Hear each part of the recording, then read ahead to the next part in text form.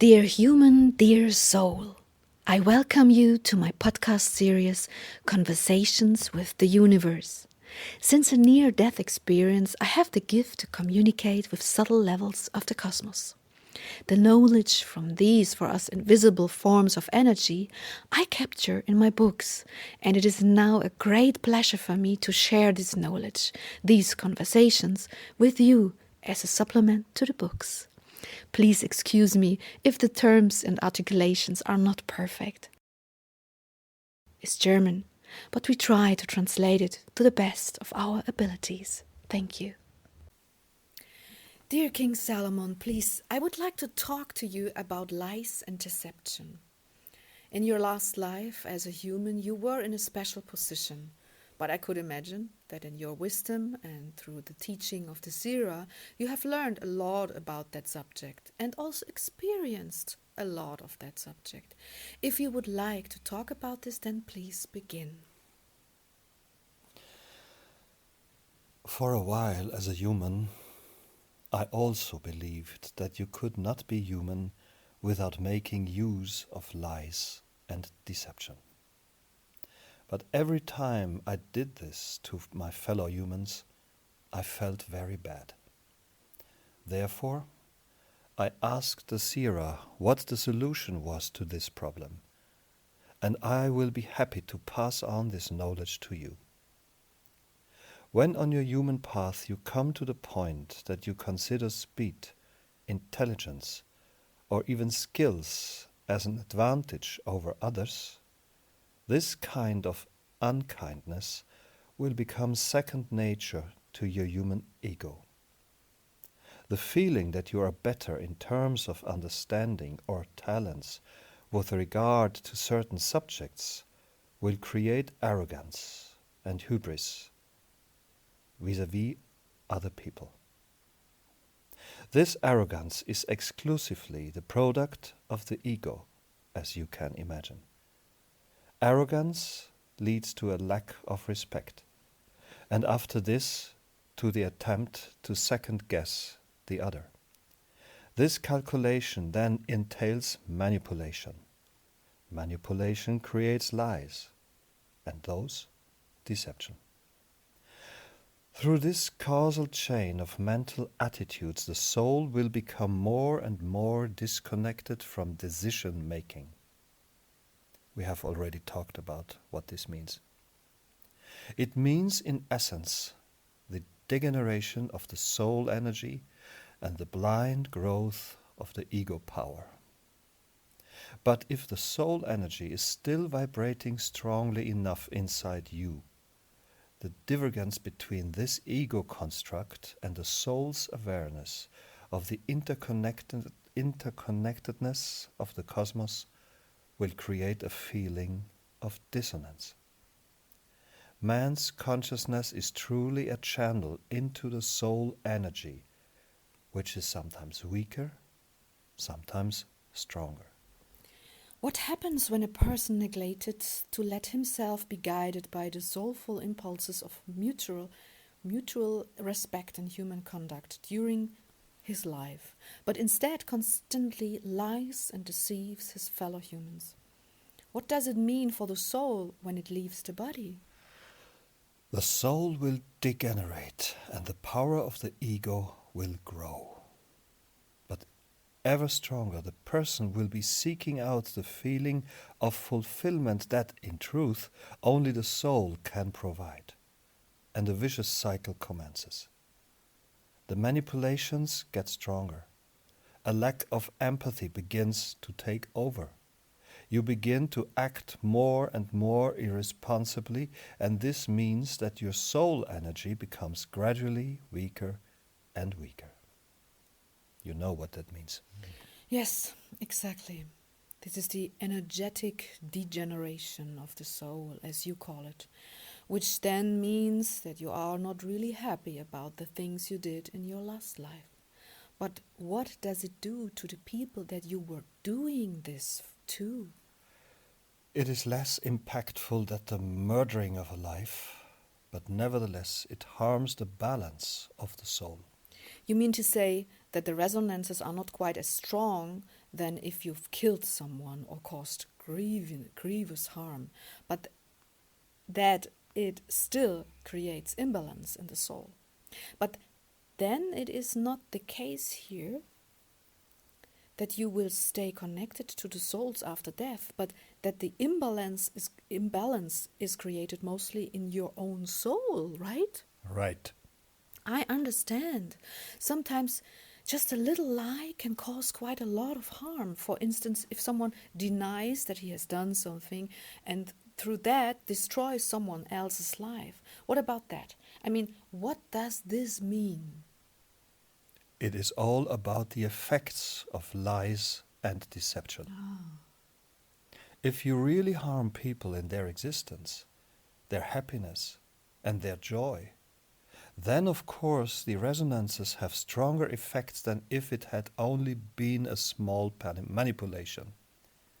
It is not the kind of lie that counts, but the resonance it causes. Therefore, it is important to always reflect each time you think you need to manipulate someone, to think whether this is really necessary and whether this would cause harm to someone. For as soon as this is the case, you will fall to the level of deeper resonances, and it will take you longer to create balance again. How can we help the people to go into this moment of reflection? I mean, imagine that you haven't felt your soul for a long time and you are ego-driven most of the time, and now you read this book or hear these lines and you learn all these things. How do you access the capability of making the right decision again instead of manipulating your way into a lie? All things have many layers. If a person thinks strategically,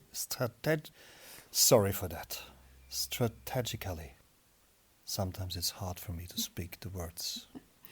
He is manipulating events, even if this does not cause harm to anybody. So this can actually happen without any negative resonances. If you do this lovingly and respectfully, for a loving reason, then this is not at all negative. But to lie in the full consciousness that this will cause harm to someone will also bring negative resonances to the cosmos and to you. Okay, but what I meant to ask was, what can a person do before he makes such a decision? When the people do not know what to do at the moment of decision, then I would advise them to stop and think. Let a day go by, if possible, in order to really reflect on the ramifications of your act. Try to be the other person. Try to imagine what they feel. Maybe they know of your intentions and maybe they do not. It is always important to feel the other side.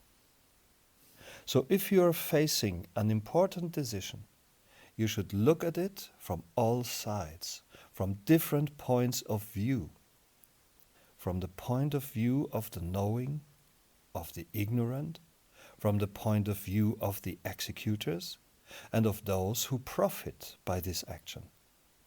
Everyone should experience the situation peacefully and joyfully, no matter whether they know of the action or not. It must not cause harm. That is the essence. But if, for whatever reason, you must cause harm, and be it ever so small, you should already think about how you are going to balance out this action. The best way is to do this to those who were harmed, of course. Sometimes you just cannot take all things into account. Sometimes you have no choice but to go a certain path.